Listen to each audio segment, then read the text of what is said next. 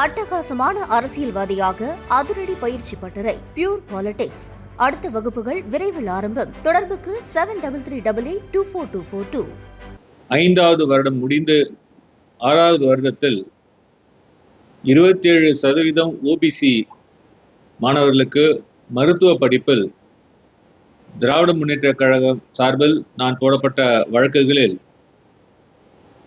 இந்தியாவில் உள்ள state surrendered seeds அத்தனை சீட்டுகளும் 27% ஓபிசி மாணவர்களுக்கு இடஒதுக்கீடு தர வேண்டும் என்று உச்ச நீதிமன்றத்து வரைக்கும் சென்று வாதிட்டு வெற்றி பெற்று அந்த உத்தரவினால் 29/7/2021 ஆண்டிலிருந்து வருடா வருடம் நாங்கள் போட்ட வழக்கினால்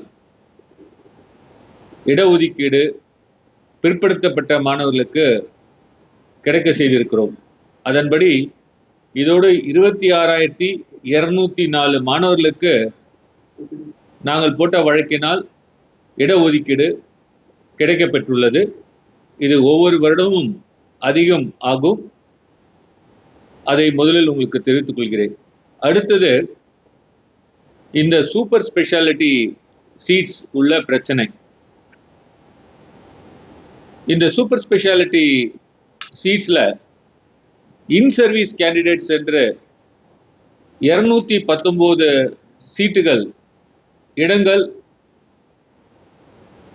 அரசு மருத்துவமனைகளில் பணிபுரியும் டாக்டர்களுக்கு தனியாக ஒரு ஒதுக்கீடு செய்யப்பட்டவை. இந்த இன் சர்வீஸ் கேண்டிடேட்ஸ்க்கு இந்த சூப்பர் ஸ்பெஷாலிட்டி கோர்ஸில் அவங்களுக்கு மட்டும்தான் இந்த சீட்ஸில் கம்பீட் பண்ண முடியும். அதாவது மருத்துவமனைகளில், அரசு மருத்துவமனைகளில் வேலை செய்கிற டாக்டர்கள் அவர்கள் கிராமத்தில் இருப்பார்கள், ஹில்லி ஏரியாஸில் இருப்பாங்க, ரிமோட் ஏரியாஸில் இருப்பாங்க. இரவும் பகலும் அவர்கள் மக்களுக்காக அரசு மருத்துவமனைகளில் வேலை செய்வதால் அரசு ஜியோ 460 பிரகாரம் தனியாக ஒரு ரிசர்வேஷன் அவர்களுக்கு கொடுத்து அதன்படி அவர்களுக்கு வருடா வருடம் அந்த ஒதுக்கீட்டில் பயனடைந்து வந்தார்கள். இந்த 219 சீட், அந்த சீட் முதல் கவுன்சிலிங் இந்த வருடம், அதாவது 2025 வருடம் அந்த சூப்பர் ஸ்பெஷாலிட்டி கோர்சஸை ஃபில்அப் பண்ணும் பொழுது 219 சீட்ஸில் டாக்டர்ஸ் 50% விழுக்காடு எடுத்திருக்க வேண்டும் என்ற ஒரு கட் ஆஃப் இருந்ததுனால சுமார் 151 சீட்ஸ் காலியாக வந்தது. ஸோ இந்த 219ல் 151 சீட்ஸ் காலியாக வந்ததுனால தமிழக அரசு இந்த பர்சன்டைல், அதாவது 50% இருந்ததை கடந்த வருடத்துக்கு பார்த்தீங்கன்னா, அதுக்கு முந்தின வருடம் சரி, கடந்த வருடம் சரி, 2வது கவுன்சிலிங் வரும்பொழுது இந்த பர்சன்டைல் குறைத்து விடுவார்கள். இப்போ 50% இருந்தால் 20% குறைப்பார்கள்.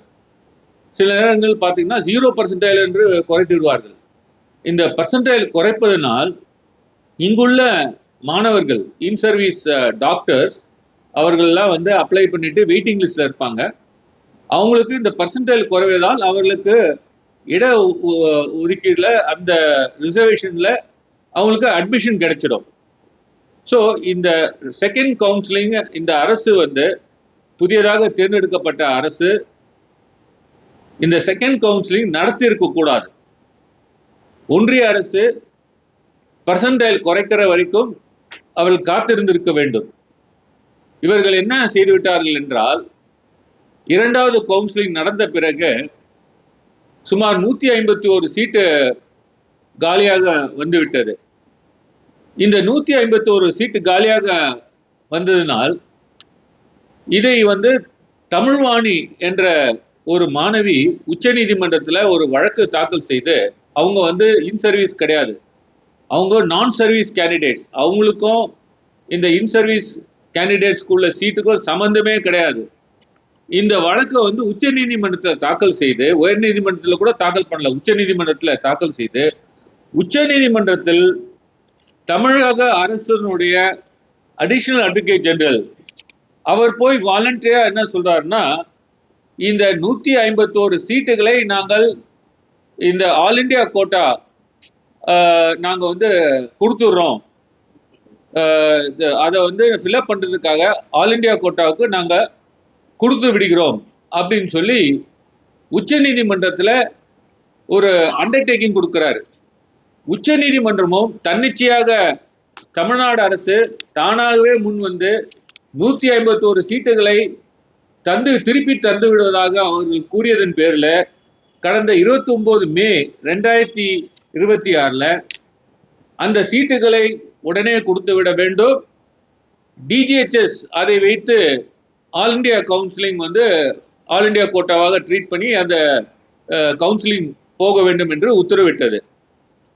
அதன் பிறகு மாணவர்கள் மத்தியில் பெரிய கிளர்ச்சி உண்டான பிறகு இந்த சூப்பர் ஸ்பெஷாலிட்டி சீட்ஸ் வந்து சூப்பர் ஸ்பெஷாலிட்டி மாணவர்களுக்கு, அதுவும் கவர்மெண்ட் டாக்டர்ஸ் வந்து இதை ஒரு கேரியராக இதை எதிர்பார்த்து அரசுடைய வேலைக்கு, மருத்துவ வேலைக்கு வந்த பிறகு, டாக்டராக வந்த பிறகு அவர்களுக்கு வந்து வஞ்சிக்கும் வகையில், அவருடைய இன்ட்ரெஸ்டை பாதிக்கும் வகையில் அவர்களை கேட்காமலே இதை கொடுத்தது தவறு என்று அரசுக்கு பல தடவை சுட்டிக்காட்டிய பிறகு அரசு வந்து தமிழக அரசு சீராய்வு மனு ஒன்றை தாக்கல் செய்தது உச்ச நீதிமன்றத்தில். இந்த அண்டர்டேக்கிங் வந்து இந்த அடிஷனல் அட்வொகேட் ஜெனரல் கொடுத்தது வந்து அரசு வந்து வித்ட்ரா பண்ற மாதிரி இந்த ரிவ்யூ ஃபைல் பண்ணாங்க. ஆனா இந்த ரிவ்யூ ஃபைல் பண்ணதோட அவர்கள் ஒன்றும் செய்யவில்லை. அதை நீதிமன்றத்தில் எப்படியாவது இதை கொண்டு வர வேண்டும் என்று அவர்கள் எண்ணவே இல்லை. இவர்கள் ஒன்றும் செய்யாததுனால இந்த வழக்குல தமிழ்வாணி என்ற அந்த மாணவி கண்டெம்ட் ஆஃப் கோர்ட் என்ற ஒரு மனுவை கொடுத்து அரசு, தமிழக அரசு அதிகாரிகளை தண்டிக்க வேண்டும் என்று ஒரு மனுவை கொடுத்தார். ஏனென்றால் அவர்களே வாலண்டியா வந்து கொடுத்துட்டோம் அப்படின்னு சொன்ன பிறகு இன்று வரை அதை செயல்படுத்தவில்லை. அதனால் அவர்களை நீதிமன்ற அவமதிப்பு வழக்கு மூலமாக அவர்களை தண்டனை கொடுக்க வேண்டும் என்று வழக்கு தாக்கல் செய்தார்.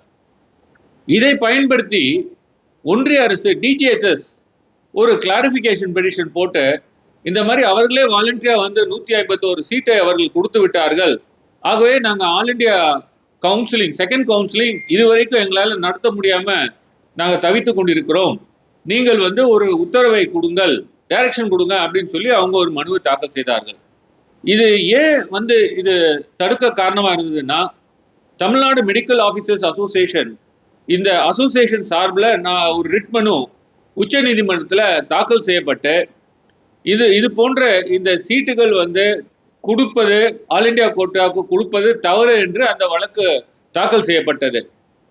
இந்த வழக்கு நேற்றைக்கு வரும்பொழுது தமிழ்நாடு சார்பில் மூத்த வழக்கறிஞர்கள் யாரும் ஆஜராகவில்லை. இது ஒரு சென்சேஷனல் கேஸு. 151 சீட் வந்து அவர்கள் வந்து மாணவர்களுடைய நலனுக்கு எதிராக, தமிழ்நாட்டு மக்களுடைய நலனுக்கு எதிராக இந்த 150 சீட்டு வந்து போயிடுச்சுன்னா 150 டாக்டர்கள் வந்து இந்த அவங்களுடைய ஹெல்ப் வந்து குறையும், இது எஃபெக்ட் ஆகும், பிற்பாடு எல்லாருக்கும் ஒரு அவதி உண்டாகும் அப்படின்னு சொல்லி வாதிட்டு இருக்கலாம். தமிழ்நாடு அரசு சார்பில் அதை சொல்லி அவங்க ஏற்கனவே போட்ட அந்த ரிவ்யூ பெட்டிஷனை நீங்க எடுத்து டேக் பண்ணுங்க, இது கேளுங்க அப்படின்னு சொல்லியிருக்கலாம். ஆனா அந்த வாதம் எடுத்து வைக்கப்படவில்லை. ஆகவே உச்ச நீதிமன்றம் என்ன செய்தது என்றால், அந்த 151 சீட்டை நீங்கள் ஏற்கனவே கொடுத்த அண்டர்டேக்கிங் பிரகாரம், தமிழக அரசு கொடுத்த அண்டர்டேக்கிங் பிரகாரம் அது வந்து உறுதிமொழியாக உச்ச நீதிமன்றத்துக்கு முன்னாடி இருப்பதனால், அந்த உறுதிமொழி இன்று வரை அதை வந்து ரத்து செய்யாதனால் இந்த 151 சீட் இன்றைக்கு நிச்சயமாக கொடுத்து விட வேண்டும். அந்த 151 சீட்டில் வந்து all India counselling, second counselling நடைபெற வேண்டும். அந்த நடைபெறும் பொழுது அந்த பர்சன்டைல், என்ன பர்சன்டைல் இன்று இருக்கிறதோ அந்த பர்சன்டைல் வந்து அதை கடைபிடித்து நடக்க வேண்டும். அந்த ஆல் இண்டியா கவுன்சிலிங் முடித்த பின்பு நீங்க வந்து 50% சீட்டை தான் நீங்க வந்து ரிவர்ஸ் பண்ணணும், அப்படின்னு சொல்லி நேற்று உச்சநீதிமன்றம் உத்தரவு போட்டிருக்கிறது. நிச்சயமாக மாணவர் நலனில் தமிழ்நாடு அரசு ஒரு தக்க நடவடிக்கை எடுக்கவில்லை என்பதுதான் இதிலிருந்து தெரிகிறது. இதுல 151 சீட்டை அவங்க சரண்டர் பண்ணியிருக்கிறாங்க. அப்ப இந்த 151 சீட்டை சரண்டர் பண்ணியிருக்கிறது இப்ப ஆல் இந்தியா கோட்டால போயிடும். ஆல் இந்தியா கோட்டால போகும்போது தமிழ்நாடு மாணவர்களுக்கு இதுல சீட் கிடைக்கிறதுக்கு வாய்ப்பு இருக்கா?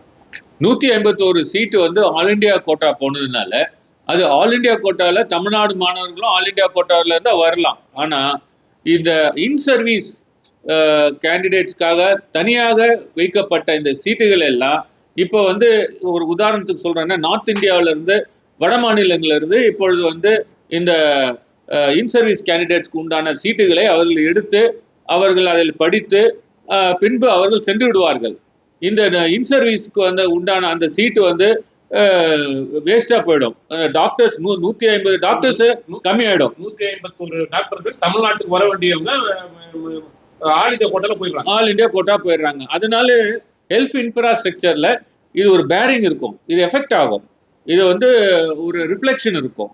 அதுதான் இது ஒரு சரியாக அப்பொழுதே இந்த உறுதிமொழியை கொடுக்காமல் இருந்தார்கள்னா இத மாதிரி நாங்க இந்த இது யாரோட தவறு சார்? இந்த 151 பேர் இதை சீட்டை சரண்டர் பண்றதுக்கு யாரோட தவறு? நேற்றைக்கு வழக்கு விசாரணைக்கு வந்த போது தமிழ்நாடு அரசு சார்பில் எந்த ஒரு மூத்த வழக்கறிஞரும் ஆஜராகவில்லை அப்படின்னு நீங்க சொல்றீங்க. இது வழக்கறிஞர்களுடைய தவறா அல்லது தமிழக அரசினுடைய தவறா? இது தமிழக அரசு தான் இந்த வழக்கை முதல்ல இருந்தே சரியாக செய்யவில்லை. ஏனென்றால் 29 மே அன்றைக்கு பார்த்தீங்கன்னா நான் படிக்கிறேன், இதை பற்றி பத்திரிகையில் வெளியில வரல. தமிழ்நாடு அரசு உச்ச நீதிமன்றத்தில் என்ன போய் வாதம் வைக்கிறார்கள் என்றால், learned council for the petitioner, அதாவது மனுதாரர் தமிழ்வாணியும் அண்ட் த ரெஸ்பாண்டன்ட், அதாவது தமிழக அரசும் டிஜிஹெச்எஸும் ஒன்றிய அரசும் are in agreement that the present writ petition can be disposed of following the directions in N. Karthikeyan versus State of Tamil Nadu. ஏற்கனவே முந்தைய உத்தரவுல என்ன அந்த ஆர்டர் போட்டிருந்ததோ அந்த உத்தரவு பிரகாரம் இதுலயும் நீங்க உத்தரவு போடுங்க அப்படின்னு சொல்லி அவங்க நீதிமன்றத்துல சொல்றாங்க. இந்த என் கார்த்திகேயன் என்ற ஒரு ஆர்டர்ல 2/12/2022 என்ன உத்தரவு போட்டிருந்தாங்கன்னா, அந்த நேரத்துல 2 கவுன்சிலிங் முடிந்து அப்பொழுது டாக்டர் இல்ல, இன் சர்வீஸ் டாக்டர் அவைலபிளா இல்ல. அந்த நேரத்துல அப்ப சீட் அதிகமா இருந்தது. அதனால இது வேஸ்டா போயிடும்ன்ற ஒரு காரணத்தினால அப்பொழுது தமிழக அரசு என்ன செஞ்சதுன்னா, நாங்க இது ஆல் இண்டியா கோட்டாக்கு கொடுக்குறோம் அப்படின்னு சொல்லி சொன்னாங்க. அந்த நேரத்துல இருந்த சுச்சுவேஷனும் இப்போ உள்ள சுச்சுவேஷனும் ஒன்றா கிடையாது. அந்த சுச்சுவேஷன் வர இந்த சுச்சுவேஷன் வர இப்பொழுது என்னன்றா, உங்களுக்கு 119 டாக்டர்ஸ் வெயிட்டிங் லிஸ்ட்ல இருக்காங்க. ஸோ அவங்க இந்த பர்சன்டைல் குறையன்றது எதிர்பார்த்துட்டு இருக்காங்க. இப்போ பாருங்க, இம்பார்ட்டன்ட் சூப்பர் ஸ்பெஷாலிட்டி சீட்ஸ் இருக்கு பாருங்க, ரேடியாலஜி, இது போன்ற ஒரு முக்கியமான இந்த சீட்ஸ் எல்லாம் இன்னைக்கு இன் சர்வீஸ் டாக்டர்ஸ் இங்க இருந்தாங்கன்னா இந்த தமிழக இன்ஃப்ராஸ்ட்ரக்சருக்கு, தமிழக ஹாஸ்பிட்டலுக்கு, தூரத்துல இருக்க அந்த வில்லேஜ், ரூரல் ஏரியாஸ், இதெல்லாம் ஹெல்ப்ஃபுல்லா இருக்கும் நமக்கு. இப்ப இந்த சீட்ஸ் எல்லாம் வெளி மாநிலத்திலிருந்து மாணவர்கள்லாம் படித்தார்கள் என்றால் அவர் சென்று அவருடைய மாநிலத்துக்கு போய்விடுவார்கள். இப்போ இது ஒரு வேக்குமா கிரியேட் ஆயிடும். இந்த பாயிண்ட் ஆஃப் டைம்ல 150 டாக்டர் இல்லாததுனால இது எஃபெக்ட் என்னன்னா, மருத்துவ இதுல எஃபெக்ட், சுகாதாரத்துறையில எஃபெக்ட் ஆகும். இது மக்கள் பாதிப்பு அடைவார்கள். ஆகவே இந்த உத்தரவு மறுபடியும் இந்த ஏற்கனவே சீராய்வு மனு தமிழக அரசு கொடுத்துள்ளது. அந்த சீராய்வு மனுவை அவர்கள் நீதிமன்றத்தில் சென்று அந்த மனுவை எடுத்து விசாரிக்க வேண்டும் என்று மாணவர்கள் சார்பாக கேட்டுக்கொள்கிறோம். இதை யார் நம்ம குறை சொல்ல முடியும்? அந்த டிபார்ட்மெண்ட்ல இருக்கிற அபிஷியல்ஸை குறை சொல்ல முடியுமா, இல்ல அரசை குறை சொல்ல முடியுமா? இது தமிழக அரசு தான். யாரோட குறைபாடு? குறைபாடு தமிழக அரசு சரிவர செய்யவில்லை, இந்த வழக்கை சரிவர நடத்தவில்லை. இவர்கள் உறுதிமொழி கொடுத்திருக்க கூடாது. 29 மே 2026 உறுதிமொழி இந்த சீட்டுகள் நாங்கள் திருப்பி விடுகிறோம் என்று சொல்லியிருக்க கூடாது. எங்களுடைய சுகாதாரத்துறைக்கு சுகாதாரம் நன்றாக செயல்பட வேண்டும், மக்கள் ஹெல்ப்ஃபுல்லா இவங்கெல்லாம் இருப்பாங்க டாக்டர்ஸ், அதனால நாங்க இந்த சீட்டை கொடுக்க முடியாது, பர்சன்டைல் ரெடியூஸ் பண்ணுங்க அப்படின்னு சொல்லி வாதத்தை வைத்திருக்க வேண்டும் முதலே. இப்போ முதல் கோணல்னால முற்றிலும் கோணலாகிவிட்டது இது. ஆகவே அட்லீஸ்ட் இப்போ ரிவ்யூ பெட்டிஷன் போட்டிருக்காங்க. அந்த சீராய்வு மனுவை எடுத்தாது இன்று வரை ஏன் தெரியவில்லை. அவர்கள் நீதிமன்றத்தில் அந்த சீராய்வு மனுவை எடுத்து விசாரிக்க வேண்டும் என்று அவர்கள் கூறவில்லை. நேற்று கூட வழக்கு விசாரணைக்கு வருகிறது. அப்பொழுது கூட சீராய்வு மனு தாக்கல் செய்துள்ளோம், அந்த வழக்கை சீராய்வு மனு எடுத்து விசாரிங்கள் என்று நீதிமன்றத்தில் கூற மறுத்துவிட்டார்கள். ஒரு வழக்கு விசாரணைக்கு வரும்போது மனுதாரரும் ஆஜராவாங்க, எதிரியும் ஆஜராவாங்க. ஏன் நேற்றுக்கு தமிழ்நாடு சார்பில் வந்து வழக்கறிஞர்கள் யாரும் ஆஜராக? அதுதான் அவர்களை தான் கேட்க வேண்டும். ஏன் இந்த வழக்கில் இப்படி ஒரு மெத்தன போக்கு அவர்கள் கடைபிடித்தார்கள் என்று தெரியவில்லை. அதாவது சூப்பர் ஸ்பெஷாலிட்டியில இன் சர்வீஸ் கேண்டிடேட் ரிசர்வேஷன் கொடுக்க வேண்டும் என்று எங்களுடைய தலைவர் முன்னாள் முதல்வர் அவர்களுடைய முயற்சியால் தான் இந்த மாதிரி ஒரு ரிசர்வேஷனே கொண்டு வந்தது. ஏன்னா தினேஷ் சிங் சவான் கேஸ்க்கு பிறகு நிறுத்தி வைக்கப்பட்டது. ஸோ அதன் பிறகுதான் இந்த சூப்பர் ஸ்பெஷாலிட்டியில ரிசர்வேஷன்ஸ் கொண்டு வர வேண்டும் என்று கொண்டு வரப்பட்டது. இந்த ரிசர்வேஷன்ஸ் கொடுப்பதனால் எங்களுடைய சுகாதாரத்துறை நன்றாக செயல்படும், மக்களுக்கு வந்து பயன்பெறுவார்கள். இதை வந்து அவர்கள் வந்து தெரிந்திருக்க வேண்டும், அவர் வந்து புரிந்திருக்க வேண்டும், அதற்கேற்ற நடவடிக்கைகள் எடுத்திருக்க வேண்டும். ஆஜராவாங்க. ஏன் நேற்றுக்கு தமிழ்நாடு சார்பில் வந்து வழக்கறிஞர்கள் யாரும் ஆஜராக? அதுதான் அவர்களை தான் கேட்க வேண்டும். ஏன் இந்த வழக்கில் இப்படி ஒரு மெத்தன போக்கு அவர்கள் கடைபிடித்தார்கள் என்று தெரியவில்லை. அதாவது சூப்பர் ஸ்பெஷாலிட்டியில இன் சர்வீஸ் கேண்டிடேட் ரிசர்வேஷன் கொடுக்க வேண்டும் என்று எங்களுடைய தலைவர் முன்னாள் முதல்வர் அவர்களுடைய முயற்சியால் தான் இந்த மாதிரி ஒரு ரிசர்வேஷனே கொண்டு வந்தது. ஏன்னா தினேஷ் சிங் சவான் கேஸ்க்கு பிறகு நிறுத்தி வைக்கப்பட்டது. ஸோ அதன் பிறகுதான் இந்த சூப்பர் ஸ்பெஷாலிட்டியில ரிசர்வேஷன்ஸ் கொண்டு வர வேண்டும் என்று கொண்டு வரப்பட்டது. இந்த ரிசர்வேஷன்ஸ் கொடுப்பதனால் எங்களுடைய சுகாதாரத்துறை நன்றாக செயல்படும், மக்களுக்கு வந்து பயன்பெறுவார்கள். இதை வந்து அவர்கள் வந்து தெரிந்திருக்க வேண்டும், அவர் வந்து புரிந்திருக்க வேண்டும், அதற்கேற்ற நடவடிக்கைகள் எடுத்திருக்க வேண்டும். இதனால் இன்றைய இதுல வந்து புரிதல் இல்லாதது காரணமா அல்லது கவன குறைவு காரணமா? இரண்டுமே தான் நான் சொல்லுவேன். இது போன்ற அவசரமாக நீதிமன்றத்தில் போய் யாராவது ஒரு வழக்கறிஞர் இது போன்ற ஒரு அண்டர்டேக்கிங் கொடுப்பார்களா? இப்ப அவர்கள் கொடுத்த உறுதிமொழியினால் தான் நேற்றைய வழக்குகள் கூட ஏற்கனவே உறுதிமொழி கொடுத்தாகிவிட்டது, அது ரத்து செய்யவில்லை, இன்று வரை அது இருக்கிறது, என்ன செய்ய முடியும் என்று நீதிபதி கேட்கிறார். இது போன்ற ஒரு அண்டர்டேக்கிங் எந்த போன 5 ஆண்டுகளில் அரசுடைய இன்ட்ரெஸ்டை எப்பவுமே கொடுத்ததில்லை. மக்களுடைய, அதுவும் மக்களுக்கு உள்ள இம்பார்ட்டன்ட் அந்த இஷ்யூஸ்ல வந்து அவ்வளோ நீதிமன்றத்தில் வாதம் செய்தார்கள். இந்த ஒரு இஷ்யூல வந்து மக்களுடைய இன்ட்ரெஸ்டை விட்டு கொடுத்து விட்டார்கள். இங்குள்ள அரசு மாணவர்களுடைய இன்ட்ரெஸ்டையும் அவர்கள் சாக்ரிஃபைஸ் செய்து விட்டார்கள். சமரசம் செய்யப்பட்டு கண்டிப்பா மாணவர்களுடைய நலனை வந்து சமரசம் செய்து விட்டார்கள், மக்களுடைய நலனையும் சமரசம் செய்து விட்டார்கள். இது 151 சீட் என்பது இது ஒரு சுகாதாரத்துல எங்காவது ஒரு கேடு விளைவிக்கும். ஏதாவது ஒரு பிரைமரி ஹெல்த் சென்டர்லயோ இல்ல ஒரு சூப்பர் ஸ்பெஷாலிட்டி ஹாஸ்பிட்டல்லையோ டாக்டர்ஸ் குறைபாடுனால இது மருத்துவம் எஃபெக்ட் ஆகும். இது வந்து தமிழ்நாடு அரசு புரிந்து கொள்ள வேண்டும், உடனடியாக இதுக்கு நடவடிக்கை எடுக்க வேண்டும். ஸோ இந்த திரும்ப கொடுத்தது இனிமேல் திரும்பி நம்ம தமிழ்நாட்டுக்கு வாங்க முடியாது இல்லையா? அவங்க ஏற்கனவே ஒரு சீராய்வு மனு தாக்கல் செய்தார்கள். அந்த சீராய்வு மனு நேற்று நீதிமன்றத்தில் வந்து அதை சொல்லி இருக்கலாம், இது மாதிரி சீராய்வு மனு தாக்கல் செய்திருக்கிறோம் என்று கோரிக்கை வைத்திருக்கலாம். அந்த கோரிக்கை கூட அவர்கள் வைக்கவில்லை. அதனால ஸ்டேட்டோட இன்ட்ரெஸ்டை அவர்கள் வந்து சரிவர காப்பாற்றவில்லை என்பதுதான் சொல்ல முடியும். நன்றி, வணக்கம்.